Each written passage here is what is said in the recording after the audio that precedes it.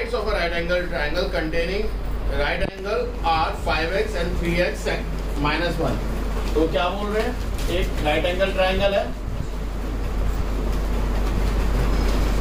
Right angle triangle क्या होता है, जिसमें 90 डिग्री हो.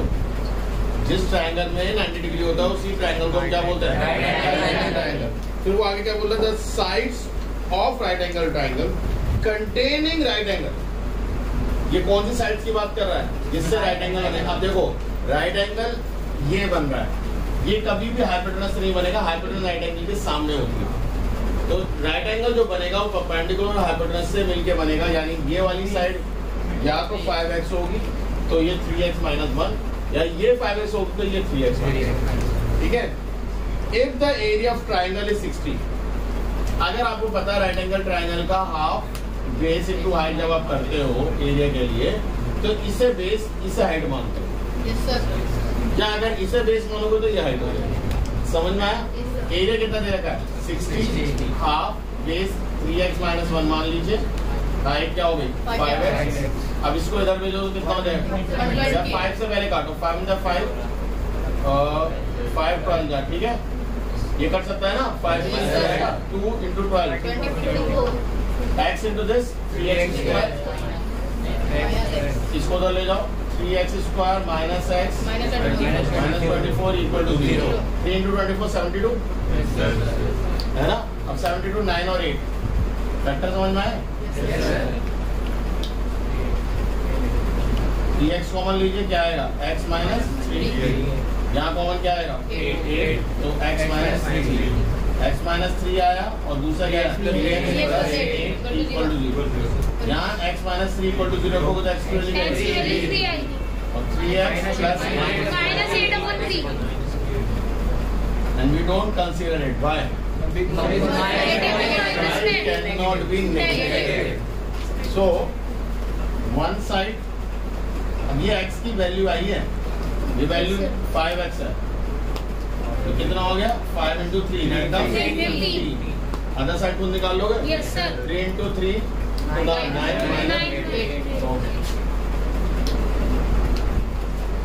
Next, the hypotenuse of a right angle triangle 13 and the difference between other two sides. हाँ, तो sides of a right angle triangle बोलिए मेरे भाई. मेरे ख्याल से ट्राइंगल में 3 साइड्स होती हैं. 2x की वैल्यू डाल के मेरे ख्याल से 2 ही साइड निकाल पाएगा, तीसरी पाइथागोरस से निकालनी पड़ेगी. This guy want to be famous. ये भाई को जबरदस्ती देखने. क्वेश्चन नंबर 16 देखो. 16 कह रहा है hypotenuse of a right angle triangle is 13. अब फिर से वही बात बोल रहा हूँ, हाइपोटेनस कौन सी होती है, ये 5. फिर आगे ये कह रहा है क्वेश्चन, आगे कह रहा है if the difference of other two sides, मान लो ये परपेंडिकुलर है और ये बेस है, दोनों का डिफरेंस का मतलब क्या है, p minus b 15. अब देखो मैंने p को ज्यादा माना है, वो आपकी चॉइस है. 7. ठीक है, मैंने p को ज्यादा माना है, तुम b को ज्यादा मान लो तो b minus p हो जाएगा तुम्हारा क्वेश्चन. आंसर जब भी वही आएंगे. समझ में आ रहा है. तो मैंने p में, अब मुझे बताओ यहाँ तो p की वैल्यू क्या होगी, 7 plus b नहीं होगी. अब पाइथागोरस लगा दो, p square plus b square equal to x square and 13 का स्क्वायर. p क्या है, p तो p है, 7 plus 14 b का b square वैसे क्या वैसे 169 49 b square 14b plus b square, और ये 69 इधर आगे माइनस का. अब मुझे बताओ a स्क्वायर 7 का स्क्वायर है ना, plus b square plus 2ab. ठीक है, ये मत कहना स्क्वायर इन दोनों में लगा दो, नहीं आधे हैं हमारे पास ये हुनर बच्चे. ठीक है, तो b स्क्वायर 49 माइनस 60, ओ सॉरी पहले ये लिखो 14b 169 में 49 है b स्क्वायर से डिवाइड कर दूं, ओ सॉरी 2 से b स्क्वायर 60. ठीक है, 12 पंजे 60 है ना. 12b minus 5b. मैं बार बार ये कहता हूँ, अगर आपने फैक्टराइजेशन स्टार्टिंग से नहीं सीखा तो भैया ये आपको मुंह जुबानी याद नहीं हो पाएंगे, आपको देख के नहीं पता चल पाएगा कि आप यही फैक्टर्स क्यों, तो मन में यही आएगा क्वेश्चन, यही क्यों, फिर तो कोई और ऑप्शन नहीं है। श्री धनाचार्य फॉर्मूले में ए बी सी की वैल्यू लंबा हो जाएगा, बट सीधी बात। बी कॉमन ले लो, क्या आएगा b plus 12। यहाँ 5 कॉमन लो, क्या आएगा b minus 12 माइनस भी तो कॉमन है, yes sir तो b plus 12 b minus 5 b minus 5 की वैल्यू क्या आएगी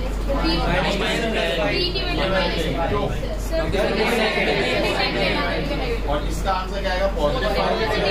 बी मिल गया, तो पी बताओ। और अगर आपको आंसर चेक करना है तो ये आपको कितना मिला 5, ये 12, 5 का स्क्वायर 25, 12 का square 144 plus 25 169। So you can check, even check your answer। इस वाले में भी you can check your answer। एक साइड कितनी है 15, दूसरी साइड कितनी आती है यहाँ पे, अगर 3 3 9 माइनस 8 अगर 8 आती तो 8 into 15 कितना होता है, चलो 8 को आधा कर लो, तो 4 into 15 60। यही आपको बोला था एरिया, हाफ बेस से डिवाइड होता है ना, तो कोई भी एक साइड हाफ कर लो, तो 8 डिवाइड हो रही थी 2 से, मैंने 4 कर ली, 4 into अदर साइड 15। क्लियर है, तो you can check your answer even, ठीक है, इसमें ये अच्छी बात है। Okay next, the length of a veranda is 3 metre more than its breadth. मतलब एक वेरांडा है, अब इन्होंने जब बोला तो आपको समझ में आ गया ये रेक्टेंगल की शेप में है, ये लेंथ है, ये ब्रेथ है, तो क्या बोला the length of the veranda is, इसका मतलब इक्वल 3 मोर देन, तो वो बाद में प्लस करेंगे इट्स ब्रेथ, तो ब्रेथ से वो कितना ज्यादा है 3। The numerical value of area is equal to the numerical value of parameter. तो एरिया का फॉर्मूला अगर मैं आपसे पूछूं तो L और पैरामीटर का फॉर्मूला बोलूं तो L प्लस B, और वो कह रहे हैं दोनों बराबर है, तो L इंटू बी, बी की जगह मैं क्या लिख दूं, सॉरी L की जगह लिख दूं B plus into B equals to 2 L की जगह फिर से B प्लस 3 लिख रहा हूँ, और B क्या है तो B आई, तो B इंटू B, अरे रुक जाओ ना, B प्लस B कितना होगा 2B प्लस 3, अब अंदर मल्टीप्लाई करो, B square plus 3B 4B सब इधर लाओ, 3B minus 4B plus minus 6 equal to this, B square minus B minus 6 equal to this, तो क्या आएगा फैक्टर 2 और 3 प्लस का 3 प्लस का सॉरी माइनस का 3 प्लस का 2, ऐड करने के बाद ये माइनस बी भी आना चाहिए, बी कॉमन ले लीजिए b माइनस 3, या प्लस 2 कॉमन लीजिए b माइनस 3 और b प्लस 2, तो b की वैल्यू यहाँ से कितनी है 3, यहाँ से and you don't consider it, तो b की वैल्यू आपकी कितनी आ गई 3 centimetre metre whatsoever it is. Length कितनी आएगी 3 ज्यादा है 6। आगे भी कुछ बोला है नहीं, क्लियर है? Yes sir. These are the question based on the mensuration। ठीक है, mensuration समझते हो ना, कि कुछ ना कुछ फिगर होगा, फिगर से रिलेटेड कुछ ना कुछ होगा, ये उसके बेस पे क्वेश्चन है। Now we will do the some question on based on time and distance। A man cover a distance of 200 km traveling with a uniform speed x km per hour। कितना distance travel कर रहा है वो x kilometre per our, 200 kilometre distance है, speed है x kilometre per our, ठीक है। The distance could have been covered 2 hours less। तो अगर मैं यहाँ से सिंपल सा क्वेश्चन पूछूं तो यहाँ से टाइम का फॉर्मूला यही होगा, डिस्टेंस अपॉन स्पीड, और डिस्टेंस है 200 और स्पीड है x, ये टाइम है, ठीक है।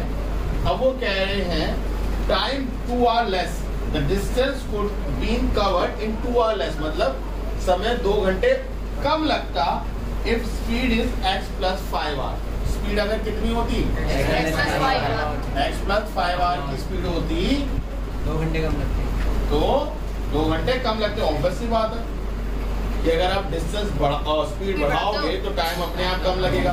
और कितना बोल रखा है, अब देखो डिस्टेंस नहीं पता, डिस्टेंस इज 200, यहाँ पे टाइम इसको मान लो t1, तो यहाँ टाइम कितना होगा t2, 200 अपॉन x प्लस 5 ही होगा, कौन टाइम कम होगा, ये वाला या ये वाला, ऊपर वाला नीचे वाला टाइम स्पीड ज्यादा, this time will be less, इससे कितना, वो ऑलरेडी क्वेश्चन में गिवन है, 2r लेस।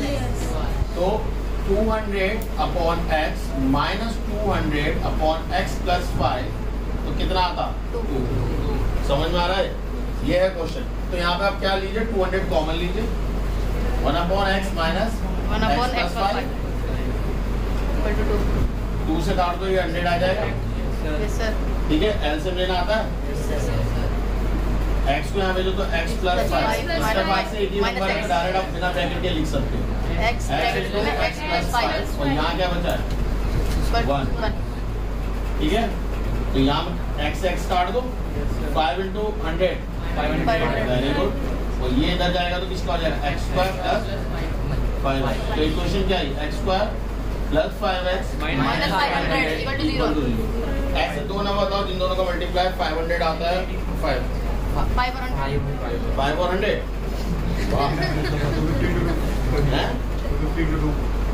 252 बेटा, उनका प्लस 5 में आना चाहिए,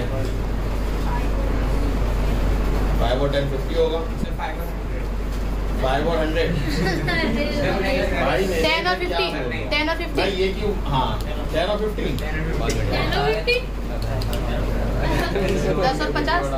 10 और 50 और 10 और 50 अलग अलग चीजें हैं।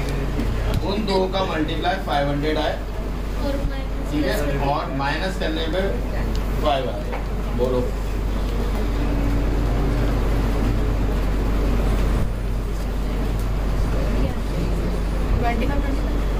25 माइनस करने पे 5 क्या आते हैं, चल गया मेरा।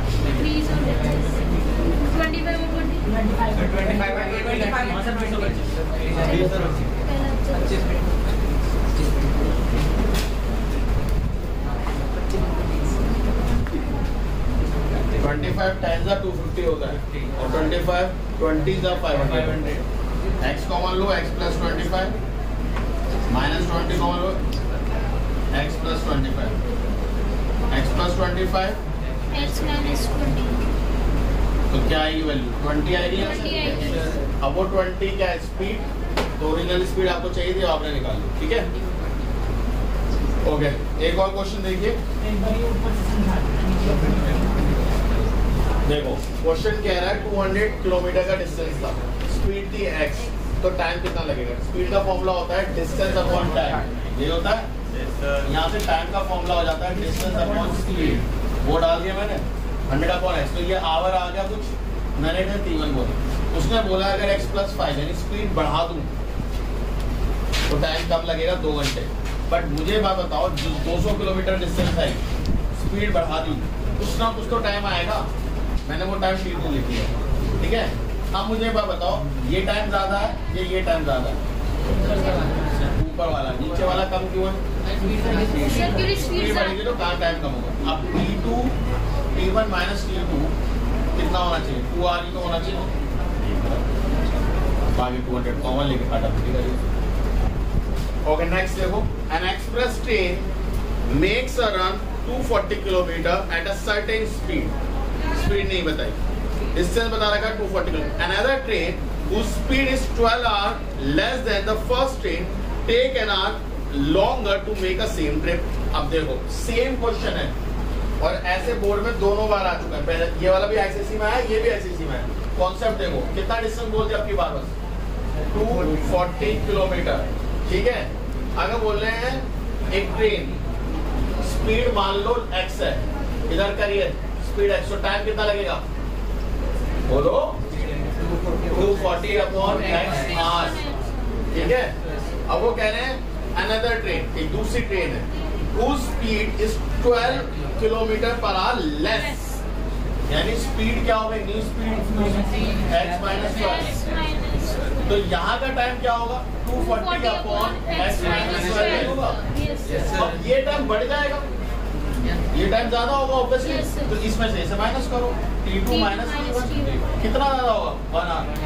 तो क्वेश्चन कह रहा है it take an hour longer, an hour longer मतलब क्या होता है, 1 घंटा ज्यादा, तो 240 upon x minus 12 minus 240 on x equal to 1 क्या आएगा 240 चलो मत लो 240 to x minus 240 x minus 12 upon x minus 12 equal to 1 तो यहाँ से हटा के यही भेज दो डायरेक्ट।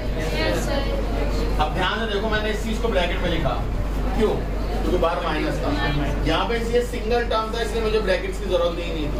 x मल्टीप्लाई तो ये छोटी छोटी गलती ये चीज हाँ बोलो x मल्टीप्लाई नहीं हो सकता। अरे हाँ हाँ ठीक है तो जान सुन गई x कहाँ चला गया तुम्हारा है 240 into 12 फटाफट बताओ 200 देखो यही आएगा ठीक है ना सब उधर ले जाओ तो एक्स स्क्वायर माइनस 12x ये तो काट ही दो और माइनस 2880 इक्वल टू अब फैक्टराइज खुद ही करना भैया अगर मुझे क्वाड इक्वेशन बनानी थी मैंने बना दी ठीक है। इसमें ही कुछ क्वेश्चंस आ जाते हैं बोर्ड के तो बोर्ड वाला क्वेश्चन करा दे रहा हूँ। लास्ट क्वेश्चन देखो a boat take 1 hour longer to go 36 kilometer up a river to return ठीक है। अब मुझे बात बताओ एक रिवर ऐसे बह रही है और ये डिस्टेंस कितना ट्रैवल कर रहे हैं वो 36 किलोमीटर कितना डिस्टेंस ट्रैवल कर रहे हैं a boat take 1 hour longer to go 36 kilometer up a river and then to return मतलब रिटर्न आने से वो ऊपर जाने में क्या लेती है 1 घंटा ज्यादा। तो अब मुझे एक बात बताओ एक बोट है ठीक है पानी की स्पीड x मान लेते हैं बोट की स्पीड y मान लेते हैं कोई दिक्कत है। तो अगर वो डाउन द स्ट्रीम जा रहा है डाउन द स्ट्रीम तो स्पीड x प्लस y हो जाएगी। Yes, अब स्ट्रीम आ रहा है तो y माइनस हाँ अरे मैं अभी आऊंगा बेटा क्वेश्चन तो पढ़ ले ये तो मैं जनरल केस बता रहा हूँ कि डाउन द स्ट्रीम और अप द स्ट्रीम में होता क्या है। डाउन द स्ट्रीम का मतलब होता है आप रिवर के साथ जा रहे हो तो आपकी स्पीड भी प्लस होगी और रिवर की स्पीड भी प्लस होगी और जब अप द स्ट्रीम की हम बात करते हैं तो आपकी स्पीड में से रिवर की स्पीड माइनस हो जाती है। अप द स्ट्रीम ऐसा केस है इसको भूल जाओ। देखो आप तो ऊपर आना चाहते हो बट रिवर आपको नीचे ले जा रही है तो आपकी स्पीड माइनस होगी। ये बात समझ में आई है नहीं। अब क्वेश्चन को पढ़ो। अब वो कह रहे हैं if the river is flowing 3 kilometre per hour तो रिवर की तो स्पीड बता कितनी 3 यानी कि आपको पता है 3 तो यहाँ पे 3 डाल दो बस x की। अब आई बात समझ में नहीं।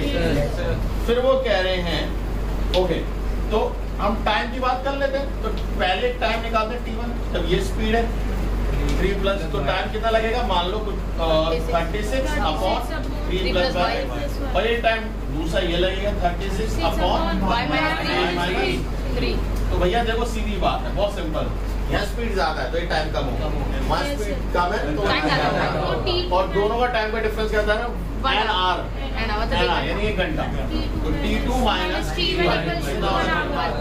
36 upon y minus 3 minus 36 upon y plus 3 equal to 1। मजेदार बात ये है इसको इधर मल्टीप्लाई कर लो कितना आएगा 36 y plus 3 minus 36 y minus 3 equal to इन दोनों को मल्टीप्लाई नीचे डिनोमिनेटर में होता Yes, sir. उधर क्या है 1. y प्लस 3 y माइनस 3 मैं ये लिख सकता हूँ ये नहीं लिख सकता a square minus b 36 common ले लो तो क्या बचेगा अंदर y plus 3 minus plus minus minus minus minus plus y square minus 9 check करो यस सर y से y काटो Yes. 3 प्लस 3 6 into 36 216 6 का क्यूब हो गया ना ये तो 36 ही है y स्क्वायर माइनस 9 ठीक है सही करा है ना सही कह रहा है तो इसको इधर लाओ 216 प्लस 9 कितना आएगा 225 15 y की वैल्यू कितनी है 15 किलोमीटर अब देखो नेगेटिव भी आएगी पॉजिटिव भी आएगी बट आप ले सकते हो क्यों? अगर आप पॉजिटिव लेते हो तो इधर जाने वाली स्पीड होगी वो, इधर नेगेटिव। एक तो पॉजिटिव ही लेना, नेगेटिव मत लेना। ठीक है सर। ठीक है।